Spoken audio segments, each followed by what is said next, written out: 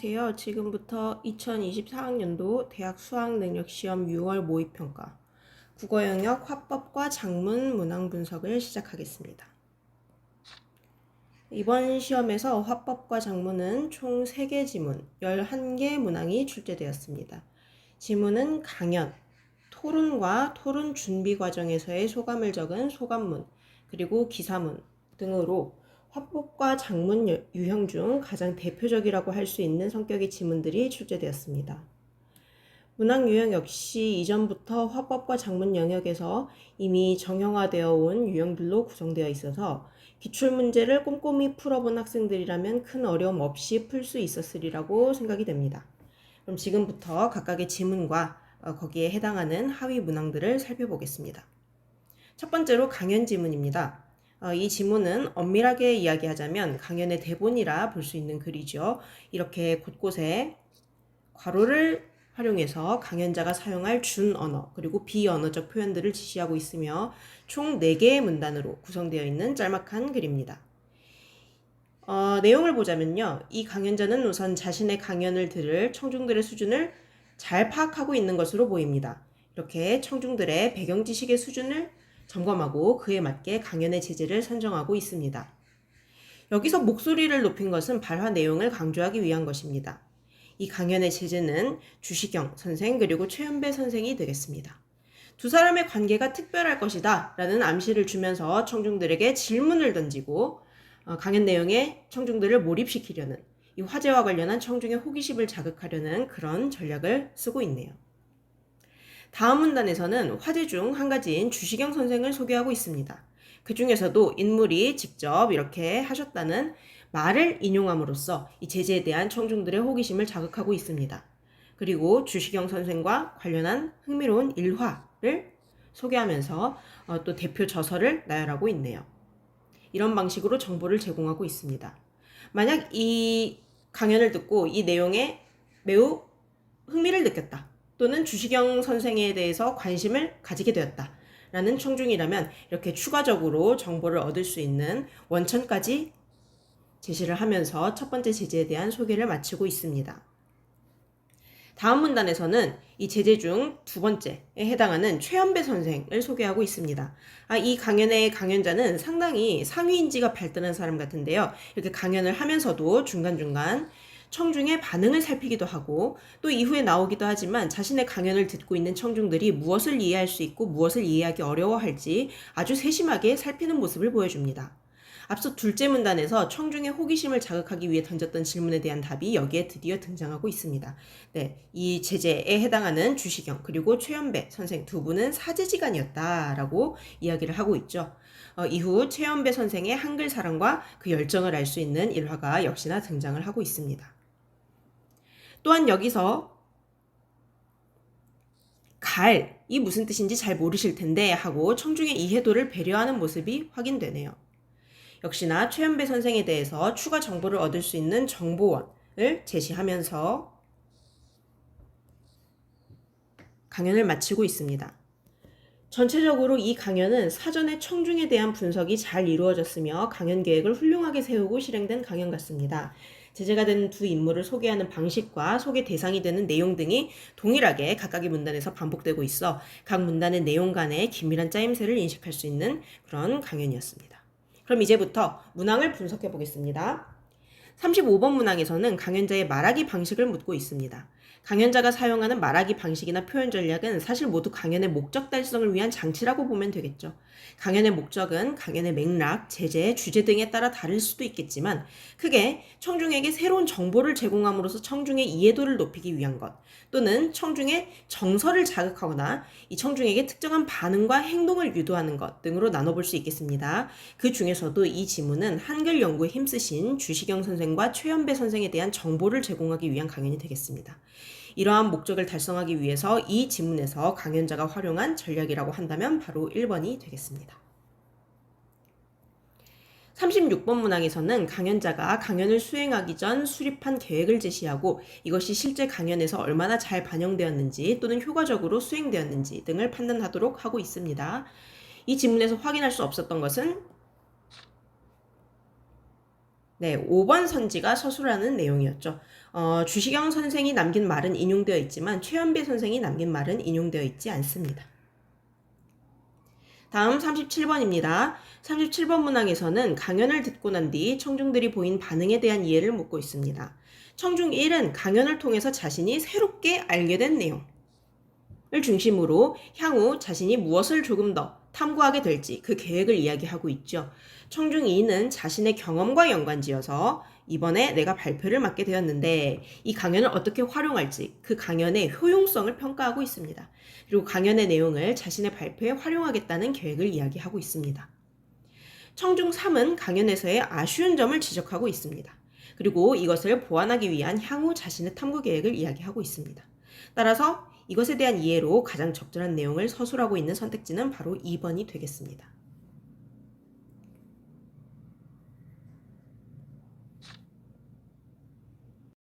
지문은 토론과 그 토론의 준비 과정을 담은 소감문입니다. 가에 해당하는 토론 지문부터 살펴보겠습니다. 이 토론은 반대신문식 토론이었는데요. 각각의 참여자들의 역할 그리고 반대신문식 토론의 구조를 어느 정도 이해하고 있으면 이 사람들이 이 시점에 왜 이런 이야기를 나누는지 조금 더 잘 이해할 수 있을 것 같습니다. 자, 사회자가 이렇게 논제를 제시합니다. 토론의 논제는 규격화된 초보운전 표지 부착을 의무화해야 한다라고 하네요. 여기에는 두 가지 쟁점이 숨어 있다는 것을 알 수 있는데요. 첫 번째 쟁점은 초보운전 표지를 규격화할 필요가 있는가? 두 번째 쟁점은 초보운전 표지 부착을 의무화할 필요가 있는가가 되겠습니다. 또 이 토론에서 또 한 가지 좀 쟁점이 될 수 있는 것이라면 이 초보운전 할 때 가리키는 이 초보라는 것이 어느 정도의 운전 실력과 수준을 의미하는지도 토론에 돌입하기에 앞서서 찬성 측과 반대 측이 합의를 해야 하는 정의를 새롭게 내려야 하는 그런 요소인 것 같습니다. 자, 이 토론은 아까도 이야기했듯이 반대신문식 토론인데요. 논제에 대해서 찬성 측부터 주장과 논거를 펼치는 입론을 진행하고 이후 반대 측이 찬성 측의 입론의 내용에 대해 반대신문, 즉 반박을 위한 질문을 던집니다. 그럼 이에 대해 얼마나 잘 답하느냐? 다시 말해 이 반대의 신문에서 나온 그 질문에 대해 자신의 논리를 얼마나 잘 방어하느냐에 따라서 토론의 승패가 갈릴 수도 있겠지요. 먼저 찬성 측이 입론을 진행합니다. 찬성 측은 초보 운전에 대해서 이렇게 새롭게 정의를 내리고 있습니다. 초보 운전자라고 한다면 이 토론에서는 자동차 보험 가입 경력 기준 1년 미만자로 정의가 된다고 합니다. 그 다음 이렇게 정의 내릴 수 있는 초보 운전자의 사고율이 비교적 높다는 이런 자료를 수치화하여 제시함으로써 신뢰성을 얻으려는 것 같습니다. 단순하게 전체 운전자의 평균에 비해 초보 운전자의 사고율이 높다고 합니다 라고 하는 것보다 18%포인트 높다는 통계가 있습니다 라고 한다면 어쩐지 이들이 주장하는 바에 조금 더 신뢰성이 생길 수 있겠죠. 그리고 자신의 논거를 뒷받침할 수 있는 외국의 사례, 일본의 사례를 제시하면서 초보 운전자 표지 부착을 의무화하고 있다는 다른 나라에서는 이러한 정책이 이미 시행되고 있다는 사실을 제시하고 있습니다. 여기까지가 이 두 번째 쟁점에 대한 찬성 측의 입장이 되겠습니다. 그러니까 초보 운전자 표지를 부착을 의무화해야 한다라는 그 주장과 논거가 제시되고 있습니다. 자, 한편 이후로 제시되는 것은 첫 번째 쟁점, 그러니까 그 표지를 부착할 표지를 반드시 규격화해야 하느냐에 대한 찬성 측의 입장이 되겠죠. 여기서는 이 토론자가 자신의 개인적인 경험을 활용하면서 논지를 전개시키고 있네요. 이렇게 토론자의 개인적인 경험이 나타나 있습니다. 이어서 사회자가 또 토론을 진행을 하는데요. 이제 드디어 이 반대 측의 반대 신문이 시작됩니다. 반대 측 토론자는 찬성 측이 입론에서 제시한 자료의 출처를 물어보고 있네요. 또한 찬성 측이 제시한 자료가 논제에 대한 찬성 측의 주장을 입증하는데 적절한 것인지를 묻고 있습니다. 그리고 찬성 측의 주장이 실현됐을 경우 예상되는 문제점, 초보 운전 표지를 부착했을 때 오히려 그것을 악용하는 사례가 있을 수 있지 않겠느냐라는 이렇게 예상되는 문제점을 환기시키면서 찬성 측의 논지를 공격하고 있습니다. 그리고 여기까지는 이제 찬성 측이 제대로 질문에 대한 방어를 했는데요. 다음 신문에서는 찬성 측이 주장하는 그러한 내용이 실현됐을 경우에 발생할 비용, 즉 경제적인 효용성을 문제 삼고 있고요. 그것을 실제로 실현할 수 있는지 그 현실적인 실현 가능성을 문제 삼고 있습니다. 여기서는 찬성 측 토론자가 조금 흔들린 것 같죠? 방어를 제대로 하지 못한 것 같습니다. 이어서 사회자가 반대 측 입론을 해달라라고 요구하면서 이제 이 지문, 토론 지문은 여기까지 끝이 나고 있습니다. 논제를 소개하고 그에 대한 찬성 측의 입론, 그리고 그것에 대한 반대 측의 반대 신문까지 이루어진 다음에 이 토론의 지문은 끝이 나고 있습니다. 이어서 지문은 반대측 토론자가 토론을 준비하며 겪었던 경험과 그로부터 얻은 인상, 그리고 깨달음 등을 기술한 일종의 소감문이 되겠습니다. 소감문은 자신의 경험과 느낌을 최대한 진솔하게 그리고 꾸밈없이 전달하는 것이 가장 좋겠죠. 이 나를 실제로 읽어보면 이 토론자는 토론에 상당한 열정을 갖고 성실하게 토론을 준비했다는 것을 알 수 있습니다. 그리고 준비한 내용이 지문과 함께 살펴보면 실제 토론에서 매우 잘 활용됐다는 것도 알 수 있습니다. 그럼 이제 문제를 풀어보겠습니다. 38번 문항에서는 가에 나타난 찬성 측의 입론에 대해 묻고 있습니다. 여기서도 역시 파악해야 할 것은 토론자가 활용한 전략, 즉 말하기 방식입니다. 찬성 측 토론자는 얼마 전 초보 운전자의 운전 미숙으로 인해 연이어 발생한 교통사고를 언급하며 논제의 논의 필요성을 지적하는 방식으로 자신의 입론을 시작하고 있었습니다. 따라서 가장 적절한 답은 4번이 되겠죠. 39번 문항은 반대측이 진행한 반대신문에 대해 묻고 있습니다. 반대신문의 목적이라고 한다면 당연히 상대측의 입론에 논리상 허점을 파고들어 그 논리를 허무는 것입니다. 그러면서 동시에 자신이 제시할 입론의 설득력을 높이는 것이 반대신문의 목적이 되겠죠. 3번에서는 디귿이 경력 운전자의 입장만 반영하여 공정하지 않음을 지적한다 라고 기술하고 있지만 사실 디귿을 살펴보면 그 반대신문은 공정성을 따지기 위한 질문이 아니었습니다. 찬성 측이 제시한 논거가 실현됐을 경우 미리 예상하지 못한 어떠한 문제 상황이 발생할 수 있다라는 것을 지적하면서 이 찬성 측의 논리를 공격하는 것이었죠. 따라서 적절하지 않은 답은 3번이었습니다. 40번 문항은 지문 이후의 상황, 즉 반대측이 진행할 입론의 내용을 추론하는 것이었습니다. 사실 반대측의 입론 내용이라고 한다면 가에서 반대측이 찬성 측에 대해 진행한 반대신문을 보면 알 수가 있었습니다. 찬성 측을 공격한 그 논리가 바로 반대측이 입론에서 내세울 자기들의 논거가 되기 때문입니다. 따라서 적절하지 않은 것은 5번이 되겠습니다. 찬성 측과 반대측 모두 초보 운전 표지를 규격화할 경우 그 규격화를 진행하는 주체가 되는 것이 정부, 국가라는 것에는 동의를 하고 있었지요. 그렇기 때문에 반대측은 반대신문에서 이 제도가 시행될 경우 국가 예산이 소요될 텐데 그 경제성을 고려해 보았느냐라고 물었던 것입니다. 규격화된 표지로 교체하는 비용을 운전자가 부담하게 된다라는 것은 이 토론에 어디에서도 언급된 적이 없었기 때문에 틀린 진술은 5번이 되겠습니다. 41번 문항은 소감문의 내용 조직 방식을 묻고 있습니다. 적절하지 않은 것은 1번입니다. 토론에 참여하고 그 논제에 대한 입장을 선택하게 된 계기는 토론 참여자의 개인적인 관심사에서 비롯된 것이었다고 나에서 진술되어 있었죠. 그것이 어떤 원인이 작용한 결과, 즉 인과관계에 따른 것이다 라는 그런 진술은 적절하지 않습니다. 따라서 답은 1번입니다. 42번 문항은 소감문의 마지막 부분, 즉 필자의 깨달음이 드러난 부분을 고쳐 쓴 결과물을 보고 그 중간 과정에 교사로부터 어떠한 조언을 얻었겠느냐 추론하는 문제가 되겠습니다. 초고와 이 고쳐 쓴 여기에 제시되어 있는 수정 이후의 글을 비교해 보았을 때 가장 두드러지는 차이점은 바로 이 고쳐 쓴 글에는 토론 준비 과정뿐 아니라 토론 수행 과정에 대한 인상과 깨달음도 포함하고 있다는 것입니다. 따라서 가장 적절한 교사의 조언이라고 한다면 4번이 되겠습니다. 질문은 기사문입니다. 총 3편의 기획기사 중 2편에 해당합니다. 그런데 내용을 읽어보면 이 나는 기사문과 건의문의 성격을 모두 갖고 있다는 것을 알 수 있습니다. 1편은 지문에 실리지는 않았지만 아마 학교 공간에 다양한 역할이 있으며 그 가운데 정서적 안정과 사회적 성장을 위한 공간으로서의 역할이 필요하다는 것을 논의한 것으로 보입니다. 그것을 이어받아 2편에서는 정서적 안정과 사회적 성장을 위한 학교 공간의 변화 방향을 제시할 것 같습니다. 그리고 후속 기사인 3편에서는 그 변화가 학생 주도로 이루어져야 한다는 것을 주장하거나 제안할 것 같습니다. 그럼 2편 초고를 살펴보겠습니다.